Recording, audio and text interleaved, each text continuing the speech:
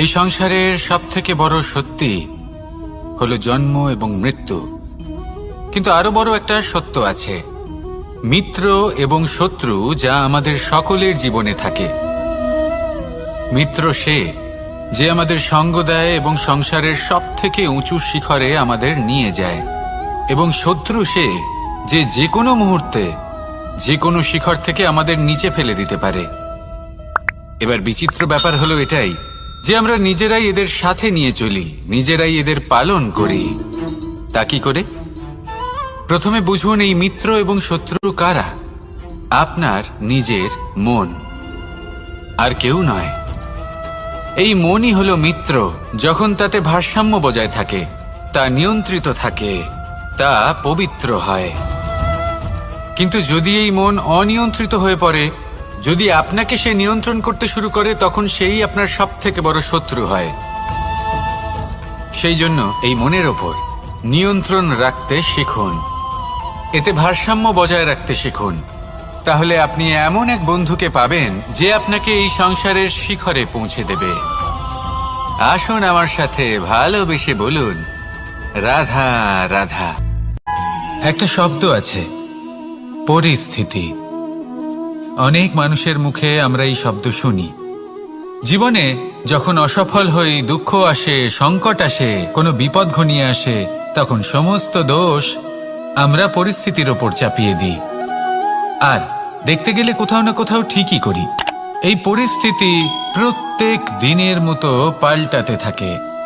কিন্তু এই দিন, এই রাত, এমন কেউ আছেন যিনি এর ওপরেও নিয়ন্ত্রণ সাধন করেন, আর তিনি হলেন সূর্য। ঠিক সেই রকমই আমাদের জীবনেও সূর্য হলো এই মন। যদি এই মনের ওপর আমরা নিয়ন্ত্রণ করতে পারি, তাহলে আমরা জীবনকেও নিয়ন্ত্রণ করতে পারব। প্রথমে এই মনের রাজা হয়ে উঠতে হবে। তাই মনে রাখবেন, যদি মন দুর্বল হয়, তাহলে পরিস্থিতি আমাদের সমস্যা বলে মনে হবে। এই মন যদি স্থির হয়, পরিস্থিতি প্রতিস্পর্ধা বলে মনে হবে। আর এই মন যদি শক্তিশালী হয়ে ওঠে, তাহলে যে কোনো পরিস্থিতি আপনার কাছে একটা সুযোগ মাত্র। এমন এক সুযোগ যাতে অগ্রসর হয়ে আপনি মহান হয়ে উঠতে পারেন। এই মনের শক্তির বৃদ্ধি ঘটান, মহান হয়ে উঠুন, আর আমার সাথে ভালোবেসে বলুন, রাধা রাধা। খুব সুন্দর একটা কাহিনী আছে। একবার এক ব্যক্তি নিজের অসফলতার জন্য ত্রস্ত হয়ে সময় দেবতার তপস্যা করতে বসলেন। উনি তপস্যা করলেন এবং সময় দেবতা প্রসন্ন হলেন, মানুষের রূপ ধারণ করে ওনার সামনে প্রকট হলেন। এবার সেই ব্যক্তি ওনাকে জিজ্ঞেস করলেন যে কি এমন আছে যার জন্য আপনি বারবার জয়ী হন আর আমি চিরকাল পরাজিত হয়ে থাকি? কেন এত পরিশ্রম করা সত্ত্বেও আমি সাফল্য লাভ করতে পারি না? তখন সময় দেবতা উত্তর দিলেন যে দিন হোক বা রাত, ঝড় হোক বা ভূমিকম্প, রোদ হোক বা বৃষ্টি হোক, সময়ের সূত্রপাত হোক বা প্রলয়, আমি থামি না, আমি চলতেই থাকি। আর সেই জন্য যিনি থেমে যান তিনি পরাজিত হন আর আমি জয়ী হই। এটাই আমাদের শিখতে হবে।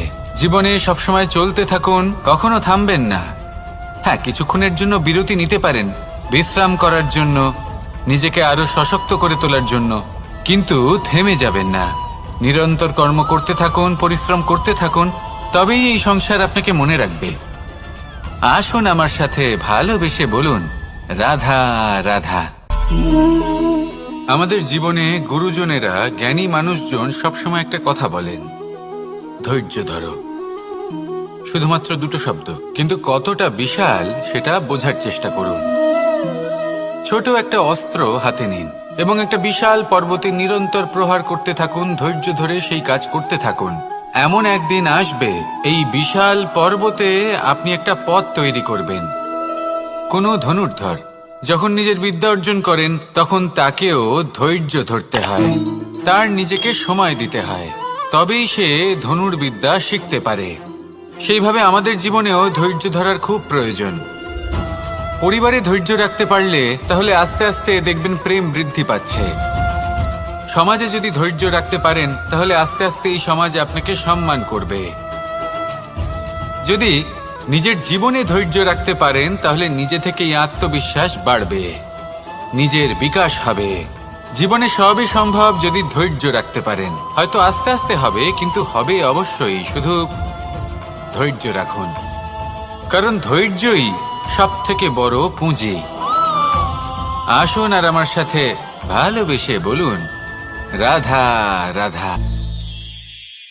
আমাদের জীবনে যখনই আমরা কোনো বড় দায়িত্বের সম্মুখীন হই, তখন আমরা তার থেকে দূরে পালাই আর এই অজুহাত দিই যে না না, এত বেশি ভার বহন করার যোগ্যতা আমার নেই, আমি করতেই পারবো না। দেখুন, এই সংসারে ভিন্ন ভিন্ন ধরনের গাছ আছে, ছোট গাছ, বড় গাছ, কিন্তু বটগাছের মতো বড় এবং নিবিড় গাছ আর একটাও নেই। সে নিঃস্বার্থভাবে এই সংসারকে সেবা করে যায়, ছায়া প্রদান করে, শীতলতা প্রদান করে। আর যখন এমন সময় আসে যখন তার ওপর বোঝা অত্যন্ত বেড়ে যায়, সে কিন্তু কোনোভাবেই ভেঙে পড়ে না।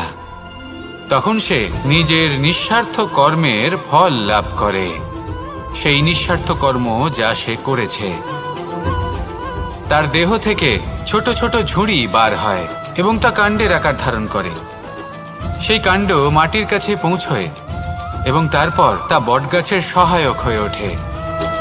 সে ভেঙে পড়ে যায় না। এইভাবে আপনিও জীবনে নিঃস্বার্থভাবে সবার সেবা করুন, ভালোবাসুন, সবাইকে সাহায্য করুন। যেদিন আপনার ওপর বোঝা অত্যন্ত বেড়ে যাবে, সেদিন এই সব মানুষ আপনাকে সাহায্য করার জন্য আসবেন, আপনার শক্তি হয়ে উঠবেন, আর আপনি বটগাছের মতোই মহান এবং বিশাল হয়ে উঠবেন। আসুন আর আমার সাথে ভালোবেসে বলুন, রাধা রাধা। মানুষ তার জীবনে দুই ধরনের পরিস্থিতিকে খুব ভয় পায়। এক, কোনো কারণবশত কারোর সামনে নত হওয়া। দুই, কোনো কারণে নিজের চরিত্র থেকে, নিজের মূল্যবোধ থেকে বিচ্যুত হওয়া। এবার কেন হয় এরকম যে কথায় কথায় কারোর সামনে নত হতে হয়? কেন বারংবার নিজের চরিত্র থেকে চ্যুত হতে হয়? এরকম কেন হয়? এটা তখনই হয় যখন আমাদের শিক্ষা এবং মূল্যবোধের অভাব থাকে। যদি মানুষের মধ্যে প্রকৃত শিক্ষা থাকে, তাহলে এই সংসারে কোনো সময় এবং কারোর সামনেই নত হওয়ার কোনো প্রয়োজন নেই। যদি মানুষের মধ্যে মূল্যবোধ থাকে, তাহলে তাকে নিজের মূল্যবোধ বা চরিত্র থেকে বিচ্যুত হতে হয় না, তা সে যাই হয়ে যাক না কেন।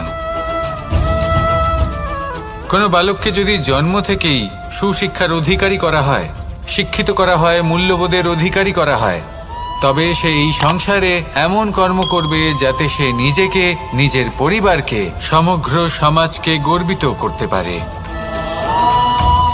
শিক্ষা লাভ করুন, মূল্যবোধ লাভ করুন এবং আমার সাথে ভালোবেসে বলুন, রাধা রাধা। আমাদের সকলের জীবনে একটা লক্ষ্য থাকে যেটা আমরা লাভ করতে চাই। ঠিক যেন একটা প্রতিস্পর্ধা বিদ্যমান যে কে সব থেকে আগে নিজের লক্ষ্যে পৌঁছতে পারবে। আর সেই জন্য আমরা সকলেই খুব তাড়াতাড়ি এগোতে চেষ্টা করি, বড় এবং দীর্ঘ পদক্ষেপ ফেলি যাতে তাড়াতাড়ি নিজের লক্ষ্যে পৌঁছতে পারি। কিন্তু এক অত্যন্ত গুরুত্বপূর্ণ বিষয় আছে, সবসময় লক্ষ্য সামনে থাকবে না, কখনো কখনো তা খুঁজতে হয়। এই যাত্রা খুব কঠিন হতে পারে, আর ঠিক এই কারণেই সবসময় দ্রুত গতিতে চলা বা তাড়াতাড়ি পথে চলা সেটা আবশ্যক নয়। তার থেকেও বেশি গুরুত্বপূর্ণ হলো ভেবেচিন্তে তারপর পথ চলা। যদি ভেবেচিন্তে পদক্ষেপ ফেলেন, চলতে পারেন, তাহলে সেটাই সর্বশ্রেষ্ঠ পদক্ষেপ। কখন কোন দিকে যেতে হবে, কখন কোথায় দিক পাল্টানো যাবে না, কখন গতি বেশি রাখতে হবে, কখন কম, কখন থামবো, কখন চলবো, এই সব কিছুর বিষয়ে জ্ঞান অত্যন্ত গুরুত্বপূর্ণ এবং ভেবে চিন্তে চলতেই হবে।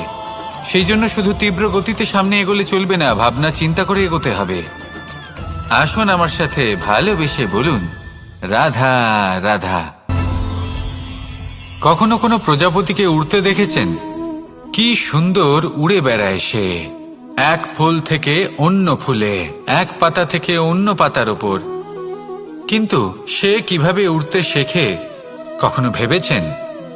জন্ম থেকেই কিন্তু প্রজাপতির ডানা থাকে না, ও কিন্তু ছোট্ট একটা ডিমের আকারে জন্ম লাভ করে। তারপর সেই ডিমটি ভেঙে একটি কীট বাইরে আসে। আস্তে আস্তে সে বড় হয়, ওর শক্তি বৃদ্ধি পায়। তারপর সে সেই কীট দশা ত্যাগ করে নিজের ডানাগুলি মেলে। এই প্রক্রিয়া তার কাছে সরল নয়, অত্যন্ত যন্ত্রণাদায়ক প্রক্রিয়া, কিন্তু সে সেই যন্ত্রণা মেনে নেয়। আর তারপর আস্তে আস্তে সে উড়তে শেখে। শুধুমাত্র আকাশে উড়ে বেড়ায় তা নয়, আমাদের মনের মাঝে উড়ে বেড়ায়। এবার এই ডিম থেকে প্রজাপতি হয়ে ওঠার যে যাত্রা, এটা যতটা কঠিন, ততটাই কঠিন হয় এই সংসারে শ্রেষ্ঠ কর্ম করা, ততটাই কঠিন হয় এই সংসারে মহান হয়ে ওঠা। সেই জন্য প্রয়োজনীয় প্রচেষ্টা এবং সময়। নিরন্তর প্রচেষ্টা করতে থাকুন, পর্যাপ্ত সময় নিন, এবং আপনি নিজেকে এই আকাশে উড়ন্ত অবস্থায় পাবেন। আসুন আমার সাথে ভালোবেসে বলুন, রাধা